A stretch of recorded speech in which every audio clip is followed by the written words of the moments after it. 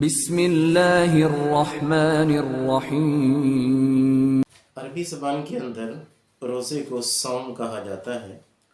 صوم کا لغوی معنی الامساک والکف عن الشیء کہ کسی چیز سے رک جانا، اور اصطلاح کے اندر الامساک عن المفطرات بنیت من نحلہ من طلوع الفجر الی غروب الشمس کہ روزہ دار کا روزے کی نیت سے طلوع فجر سے لے کے غروب آفتاب تک ہر اس چیز سے رک جانے کا نام روزہ ہے کہ جو چیز روزے کو توڑ دیتی ہے۔ روزہ 10 شعبان المعظم 2 ہجری کو فرض ہوا، اور نبی کائنات صلی اللہ تعالیٰ علیہ وسلم نے اپنی ظاہری حیات طیبہ میں 9 مرتبہ ماہ رمضان کے روزے رکھے ہیں۔ رمضان المبارک کے روزوں کے ثمرات کو قرآن مجید نے مختلف انداز کے اندر مختلف مقامات پر ذکر کیا ہے۔ سورہ بقرہ کے اندر ارشاد باری تعالیٰ ہے کہ یا ایھا الذین آمنوا کتب علیکم الصیام کما کتب علی الذین من قبلکم لعلکم تتقون، اے ایمان والو تم پہ روزے فرض کیے گئے جس طرح تم سے پہلے لوگوں پہ فرض تھے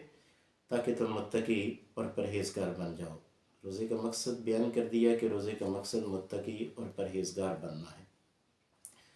سورہ توبہ کے اندر اللہ تعالیٰ نے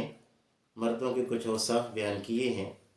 اور اوصاف بیان کرتے ہوئے کہا کہ التائبون العابدون الحامدون السائحون کہ برگزیدہ بندوں کی علامات یہ ہیں کہ وہ توبہ کرتے ہیں، عبادت کرتے ہیں، اللہ تعالیٰ کی حمد و ثنا بیان کرتے ہیں اور روزہ رکھتے ہیں۔ سورہ احزاب کے اندر قرآن پاک نے کہا کہ اعد اللہ لہم مغفرۃ واجرا عظیما کہ اللہ تعالیٰ نے مغفرت اور بہت بڑا اجر ان کے لیے تیار کیا ہے۔ کن کے لیے اجر بہت بڑا اور مغفرت تیار کی؟ اللہ پاک نے ان کی صفات کو بیان کرتے ہوئے کہا کہ والصائمین والصائمات، ایک وصف یہ بیان کیا ہے کہ یہ ان مردوں کے لیے ہے جو روزہ رکھتے ہیں اور ان عورتوں کے لیے ہے جو روزہ رکھتی ہیں۔ سورہ حاقہ کے اندر قرآن پاک نے ارشاد فرمایا کہ فَهُوَ فِي عِیشَةٍ رَاضِیَةٍ فی جنت عالیہ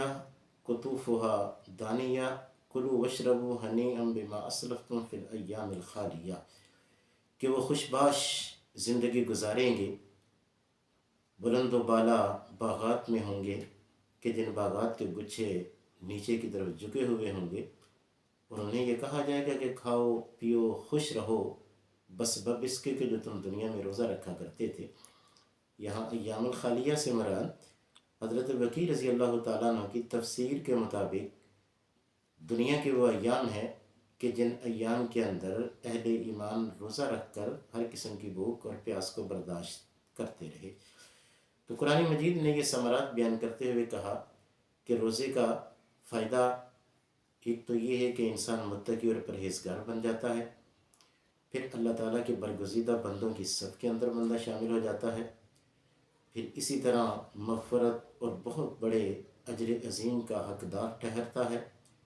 اور پھر جنت کی نعمتوں سے مالا مال ہونے کا بھی بہت بڑا ذریعہ جو ہے وہ روزہ ہے۔